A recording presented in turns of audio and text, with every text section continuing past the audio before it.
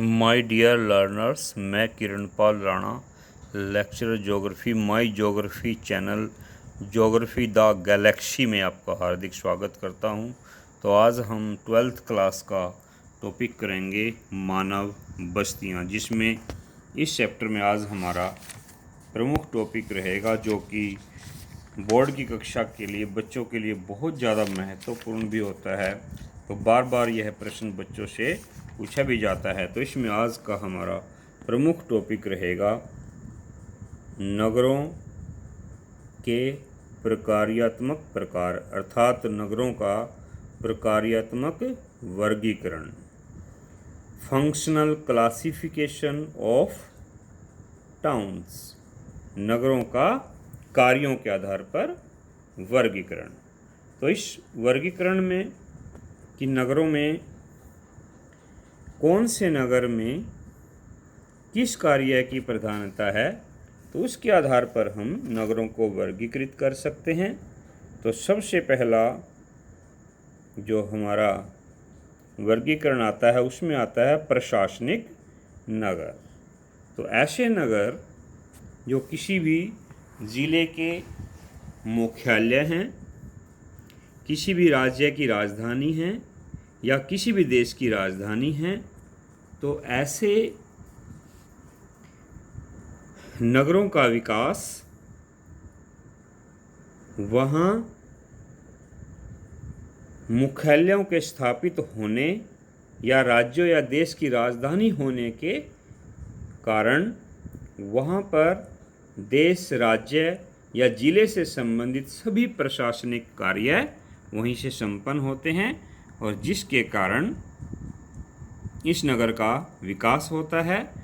तो इसलिए इसे प्रशासनिक नगर कहते हैं। हम उदाहरण ले सकते हैं कि जैसे कि दिल्ली है, दिल्ली भारत की राजधानी है। देखिए ये भारत का मानचित्र है और इसमें ये देखिए यहाँ पर ये हरियाणा राज्य है और हरियाणा राज्य के साथ में ये देखिए यहाँ पर ये दिल्ली है। तो इसमें ये देखिए कि ऐसे ही आगे चंडीगढ़ है, तो ये हरियाणा राज्य है। हरियाणा राज्य की जो राजधानी ये पंजाब के साथ जो लगती हुई जैसे चंडीगढ़ है। तो इन नगरों का विकास जो है यहाँ पर होने वाली प्रशासनिक क्रियाओं के कारण होता है, तो इसलिए इन्हें प्रशासनिक नगर कहते हैं। उसके बाद हमारा अगला प्रकार आता है प्रतिरक्षा नगर, जिसको हम छावनी नगर भी कहते हैं। छावनी नगर भी इसको कहा जाता है। कैंट, जैसे कि अंबाला कैंट है, तो ऐसे नगर जिनका विकास वहाँ पर होने वाली सैनिक गतिविधियों, सैनिक अभ्यास, सैनिक ट्रेनिंग आदि के कारण होता है, तो ऐसे नगरों को प्रतिरक्षा नगर या कैंट या छावनी नगर कहते हैं। जैसे कि यहाँ पर हरियाणा में अंबाला और महाराष्ट्र में पुणे, उत्तराखंड में देहरादून। ऐसे ही यदि हम वर्ल्ड लेवल का एग्जाम्पल लेते हैं तो प्लाईमाउथ, हैलीफैक्स, ऐसे ही राजस्थान में जोधपुर। तो इन नगरों का विकास सैनिक गतिविधियों के कारण, ट्रेनिंग, अभ्यास आदि के कारण हुआ, तो इसलिए इन्हें छावनी नगर कहते हैं या प्रतिरक्षा नगर कहते हैं। उसके बाद हमारे आते हैं सांस्कृतिक नगर। तो सांस्कृतिक नगर को भी आगे हम क्लासीफाई कर सकते हैं। तो सांस्कृतिक नगर कौन से होते हैं? जहाँ पर शिक्षा, मनोरंजन, कला, धार्मिक प्रसार आदि की सुविधाओं के कारण जिन नगरों का विकास हुआ उन्हें सांस्कृतिक नगर कहते हैं। तो इसमें सबसे पहले आता है शिक्षा या शैक्षिक नगर। तो ऐसे नगर जिनका विकास वहाँ पर होने वाली शैक्षिक या शिक्षा संबंधी गतिविधियों के कारण हुआ है। तो जैसे कि महाविद्यालयों की स्थापना, विश्वविद्यालयों की स्थापना, विद्यालय, छात्रावास अर्थात हॉस्टल वगैरह या बड़ी बड़ी लाइब्रेरी आदि की ऐसी संस्थानों या ऐसी भवनों की प्रचुरता ऐसे होने के कारण यदि होता है तो उन्हें शिक्षा नगर कहते हैं। जैसे कि भारत के यदि हम एग्जाम्पल लेते हैं तो भारत में जैसे रुड़की है तो यूपी में है। तो ये देखिए कि यहाँ पर ये भारत का जो मानचित्र है, यहाँ पर ये देखिए ये यूपी राज्य है। तो यहाँ पर रुड़की भी जो है शिक्षा के नगर में के रूप में प्रसिद्ध है। ऐसे ही खड़गपुर है पश्चिमी बंगाल में। तो ऐसे नगर शिक्षा नगर कहलाते हैं। उसके बाद हमारा आता है धार्मिक नगर। तो धार्मिक नगर ऐसे नगर जिनका विकास धार्मिक उस स्थान पर होने वाली धार्मिक गतिविधियों के कारण हुआ हो। तो जैसे कि किसी महान गुरु का जन्म स्थान होना, जैसे कि वेटिकन सिटी है। तो यदि संसार के मानचित्र की बात करते हैं तो देखिए यहाँ पर ये इटली है। ये देखिए यहाँ पर इटली जो है, तो इटली के साथ में यहाँ पर ये वेटिकन सिटी है। तो यहाँ पर जो धार्मिक गुरु हैं पोप, यहाँ इनका जन्म स्थान होने के कारण इस शहर का विकास हुआ। ऐसे ही तिब्बत में जो है लहासा, तिब्बत की राजधानी लहासा, तो दलाई लामा के कारण इसका विकास हुआ। तो ऐसे तीर्थ स्थल, ऐसे धार्मिक स्थान को हम धार्मिक नगर कहते हैं। जैसे कि तिब्बत का जो क्षेत्र है, ये देखिए भारत के मानचित्र में दिखाया गया है, ये तिब्बत है। तो इसकी राजधानी लहासा है। तो लहासा को भी जो है शिक्षा धार्मिक नगर के रूप में माना जाता है, धार्मिक नगर के रूप में यह प्रसिद्ध है। उसके बाद हमारे सामने आता है संग्रहण केंद्र। तो ऐसे स्थान जिनका, ऐसे शहर जिनका विकास संग्रहण के कारण हुआ हो, संग्रहण केंद्र के रूप में जो स्थान या नगर विकसित हुए हैं वो संग्रहण केंद्र कहलाते हैं। तो उसमें सबसे पहले आता है खनन केंद्र। तो खनन केंद्र में ये देखिए कि जहाँ पर खनन संबंधी गतिविधियाँ सबसे अधिक हुई हों। तो जैसे कि यदि हम संसार का मानचित्र लेते हैं तो अफ्रीका में जोहान्सबर्ग, ये देखिए यहाँ पर ये संसार का मानचित्र है। इस संसार के मानचित्र में अफ्रीका में ये देखिए यहाँ पर दक्षिण अफ्रीका, तो दक्षिण अफ्रीका में की राजधानी जोहान्सबर्ग। तो यहाँ पर सोने की खान है, सोना निकाला जाता है। तो इस नगर का विकास जो खनन क्रिया के कारण हुआ है, तो इसलिए इसे खनन नगर कहा जाता है। ऐसे ही यहाँ पर आसाम, भारत की यदि बात करें तो आसाम में डिगबोई, ये देखिए यह भारत के मानचित्र में देखिए ये आसाम राज्य है। ये देखिए यहाँ पर ये सारा ये यहाँ पर ये आसाम राज्य है। तो यहाँ पर ये डिगबोई है, देखिए डिगबोई। तो डिगबोई तेल शोधक कुएं के रूप में यहाँ पर सबसे पहले भारत में तेल का कुआं खोदा गया था। उसके बाद जो है डिगबोई शहर यहाँ विकसित हुआ। तो ऐसे नगरों को हम खनन नगर कहते हैं। उसके बाद है मत्स्य पतन। तो ऐसे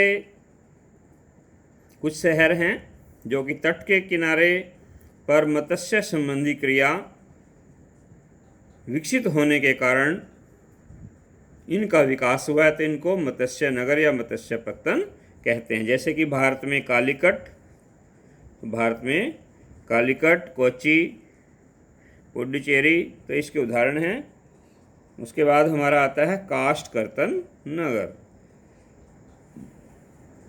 तो जहाँ लकड़ी से संबंधित कार्य किए जाते हैं तो ऐसे काष्ठकर्तन नगर कहलाते हैं। तो उसमें जो है जैसे कनाडा में है ग्रांड फॉल्स है, ये कॉर्नर ब्रुक है, नेपानगर, काठगोदाम, हल्द्वानी, तो ये जो है काष्ठकर्तन नगरों के प्रमुख उदाहरण हैं। उसके बाद हमारा आता है औद्योगिक नगर।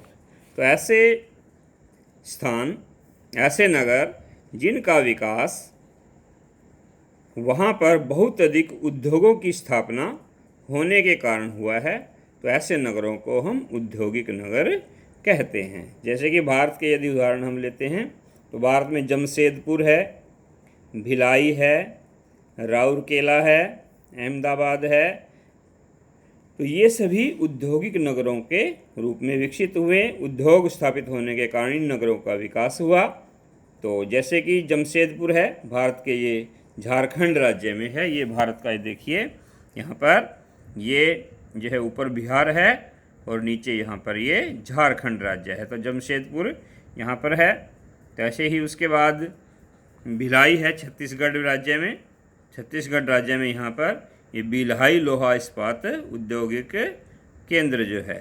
तो ऐसे बहुत से औद्योगिक केंद्र हैं जिनका उद्योगों के कारण विकास हुआ, इसलिए इनको औद्योगिक नगर कहते हैं। उसके बाद है आता हमारा आएगा वितरण केंद्र। तो वितरण केंद्र में सबसे पहले आता है हमारा बाज़ार नगर। तो कुछ ऐसे नगर जिनका विकास वहाँ पर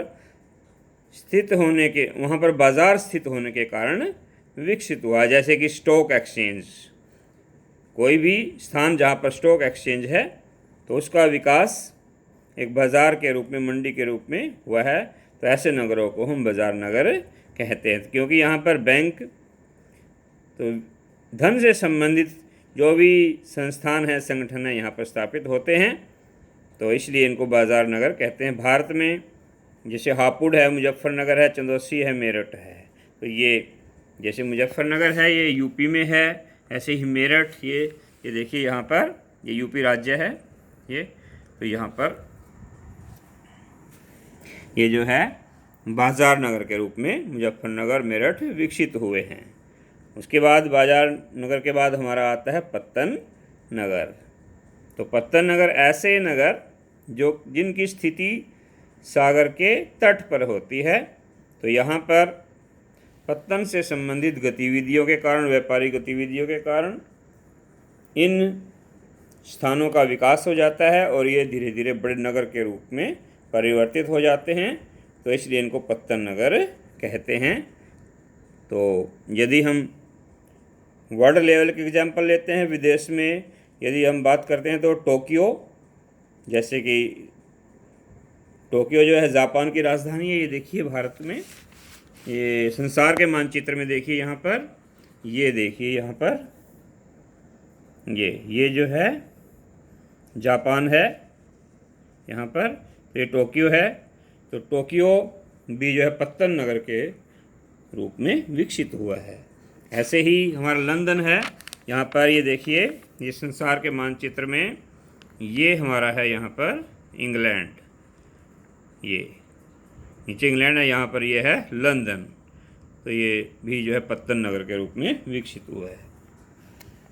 उसके बाद आगे हमारा आता है विनोद प्रिय नगर। कुछ नगरों का विकास जो है वहाँ पर जो प्राकृतिक दृश्यावली बहुत अधिक सुंदर होने के कारण, या ऐतिहासिक पृष्ठभूमि होने के कारण, या स्वास्थ्यवर्धक या मनोरंजक स्थलाकृतियाँ होने के कारण जो इन नगरों का विकास होता है, तो ऐसे नगरों को हम विनोद प्रिय नगर कहते हैं। ये टूरिस्ट कम्प्लेक्स के रूप में ये नगर विकसित होते हैं। तो यहाँ पर टूरिस्ट लोग जो है अपने देश से भी और विदेशों से भी घूमने आते हैं। तो जैसे कि श्रीनगर है, शिमला है हिमाचल प्रदेश में, दार्जिलिंग है पश्चिमी बंगाल में, नैनीताल है, मसूरी है, गोवा है। तो ये सभी जो है विनोद प्रिय नगर हैं होने के कारण इन नगरों का विकास हुआ है। तो इसलिए इनको टूरिस्ट टाउन कहते हैं। तो उसमें जैसे कि भारत के राज्य आप यहाँ पर देख सकते हैं कि जैसे कि हिमाचल प्रदेश है, इसकी राजधानी शिमला है। तो शिमला भी बहुत बड़ा नगर वो टूरिस्ट सिटी के रूप में विकसित होने के कारण हुआ है। ऐसे ही ये उत्तराखंड है, उत्तराखंड में मंसूरी है। तो ये पश्चिमी बंगाल है, पश्चिमी बंगाल में यहाँ पर ये दार्जिलिंग है। ठीक है, तो इनका टूरिस्ट सिटी के रूप में, टूरिस्ट टाउन के रूप में विकास हुआ है। उसके बाद हमारे आते हैं नवनगर। तो नवनगर जो हैं ऐसे नगर जो कि पहले योजना बनाकर विकसित किए जाते हैं, सरकार के द्वारा इनकी प्लानिंग की जाती है, योजनाबद्ध तरीके से इनको विकसित किया जाता है। ऐसे नगरों को नवनगर कहते हैं। तो भारत में जैसे चंडीगढ़ है, तो हरियाणा की राजधानी, हरियाणा और पंजाब दोनों राज्यों की राजधानी चंडीगढ़, तो इसको जो है नवनगर के रूप में विकसित किया गया। ऐसे पाकिस्तान में इस्लामाबाद है, तो ब्राज़ील में ब्रासीलिया है। तो ये ऐसे नगर हैं जिनका नियोजित ढंग से विकास किया गया है। इसके संसार के मानचित्र में आप इसको देख सकते हैं। यदि चंडीगढ़ की बात करें तो देखिए यहाँ पर ये हरियाणा का ये मानचित्र है। तो यहाँ पर ये चंडीगढ़ जो है ये नियोजित नगर के रूप में विकसित हुआ है। ऐसे संसार के मानचित्र में ऑस्ट्रेलिया की राजधानी कैनबरा जो है, इसका विकास भी नियोजित ढंग से हुआ, इसको भी नवनगर की संज्ञा देते हैं। ऐसे ही ब्राज़ील में ब्राज़ीलिया जो है, ये ब्राज़ील है, दक्षिण अमेरिका जो महाद्वीप है उसका देश है ब्राज़ील। ये देखिए ये जो है ये ब्राज़ील देश है ये सारा, ठीक है। तो यहाँ पर जो ब्रासीलिया है इसका भी नियोजित ढंग से विकास हुआ है, तो इसलिए इसको भी नवनगर के रूप में माना जाता है। तो माय डियर लर्नर्स, तो यदि आपको मेरा लेक्चर अच्छा लगा है तो आप सब्सक्राइब अवश्य कर लें। आगे भी एजुकेशनल और वैल्यूएबल वीडियो आपको उनका नोटिफिकेशन मिलता रहेगा। तो अपने दोस्तों से सब्सक्राइब करें, स्वयं भी सब्सक्राइब करें। Thank you very much.